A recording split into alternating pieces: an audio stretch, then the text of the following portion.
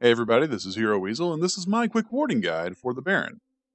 Now, I want to get into the warding pretty quickly, and then afterwards I'll try to discuss some of the reasons why it's very important to ward for the Baron. But with that, let's go ahead and take a look at the red team. Here we can see the common paths that the red team will usually take towards the Baron, and the ward locations they will probably deploy against the blue team for defense. Let's take a look at these locations in game. We can see a river bush and two areas in the jungle. Now let's start with this location here. This is one of the paths they'll often take towards the Baron on the blue team. And this one. And you want to ward the river bush here because there's a lot of skirmishing that happens around it, and you don't want them to get in there and be hiding and stuff. Now some people might think, oh, I can just ward anywhere and that'll give me some useful information. And, well, slapdash, casual warding can give you some information. Let's consider right here where we can see that there's a big gap and there's some fog of war.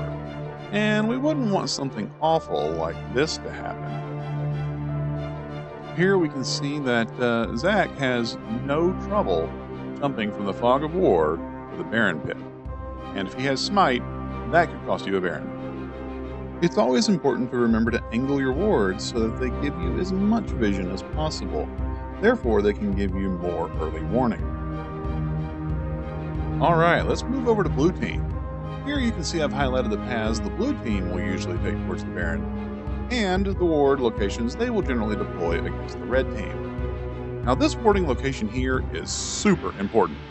It's so important, sometimes it's not even a bad idea for the red team to ward this location, even though that's the side they're coming from. Now you can see here it lights up a really large area of the jungle. And that wall behind the Baron pit is super traversable by a lot of junglers like Lee Sin, Zack, Elise, and it's got the blast cone up there. So if you haven't removed that blast cone, you're really going to want to have vision of that area. Let's look at an example of jumping over the wall with Vi here. And let's see, we're using the blast cone to get back. And that's why it's nice to have vision of it. This warding location here, just like our previous ward, is designed to give us a little bit of heads-up information and a little time to prepare in case the enemy team is coming along this path. Warding the bush over there in the jungle closer to mid lane is pretty good too, but this one's faster and gives us just enough time to react if we see them coming. Our final blue team warding location is this river bush. Just like I mentioned in the red team warding locations, a lot of skirmishing will happen around that river bush.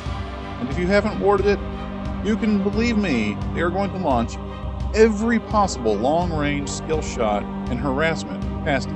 In most cases, they're going to assume it's warded, but that won't stop them from trying to poke at you anyway.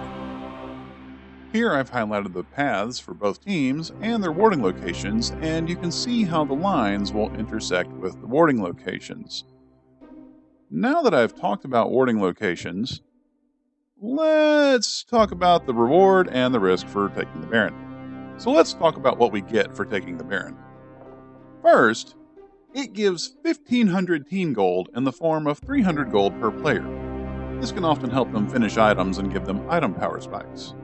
This is on top of up to 40 AD and 40 AP. That can make them very strong in team fights. And it empowers the minions and gives them an empowered recall. Their recall now takes only 4 seconds, and they get half of their health and mana back when they recall, instantly. Now, there are also some risks. What do I mean? Well, often the enemy team can actually have an advantage when they try to contest the Baron against you. The Baron's auto attacks inflict a stacking debuff that lowers your armor and magic resistance by a half a point for each hit, and it can stack up to 100 times, reducing your total armor and magic resistance by 50 points. That can be pretty significant, and it happens faster than you might think.